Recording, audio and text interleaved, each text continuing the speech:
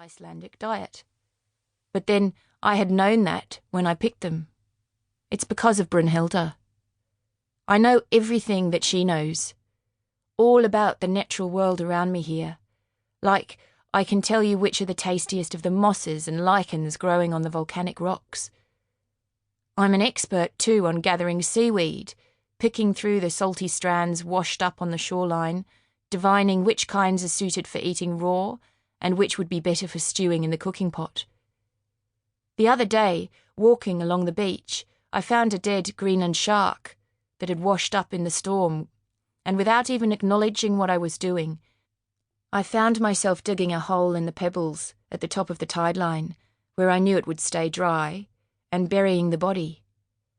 I dug the hole shallow, but deep enough so that the heavy stones I piled on top will press down and squeeze the shark, making the deadly toxins leach out as it rots.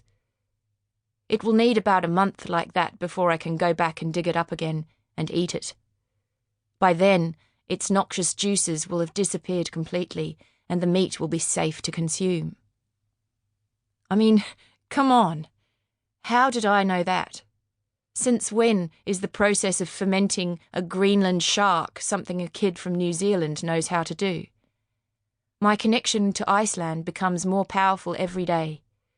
There's a magnetic pull that anchors me here.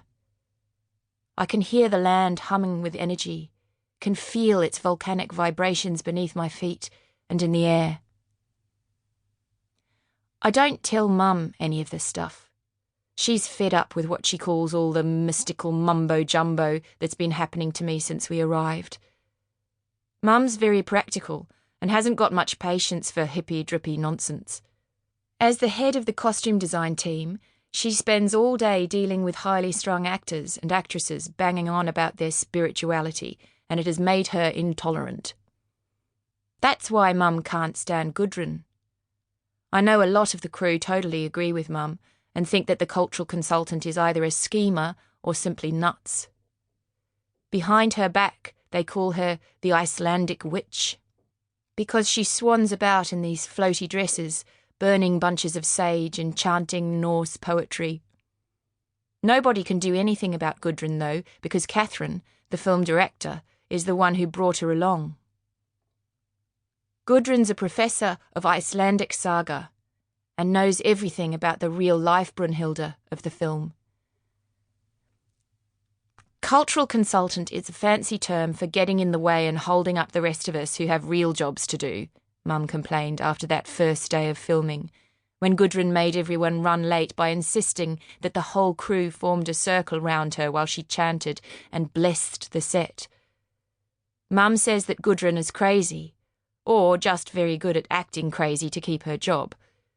Either way, Mum really doesn't like me hanging out with her. But she's wrong about Gudrun. I know her rituals are annoying, but she's not faking it. Gudrun is 100% serious. She truly believes in everything she's doing. I remember when we got off the plane at Keflavik Airport and Gudrun sidled up to me. She put her pale arm round my shoulder, pulling me close to her so that no one else could listen when she whispered, "Hilly, do you hear the land crying out to you? Iceland knows that the Norse heir to the throne has returned to her. You are home. You are home." And it's true. I am home. I belong here. Or perhaps that's the sleep deprivation talking. It's 2 a.m. and I still can't sleep. I get out of bed and pull on jeans and Ugg boots, along with my thickest woolen pullover and a North Face puffer jacket. Then I head out of the cabin and down the woodland path that takes me between the crew's cabins all the way to the fields beyond. It's midsummer, and yet it's so cold my breath makes puffs of steam in the air as I walk. I have to shove my hands deep in my pockets to stop my fingers from going numb.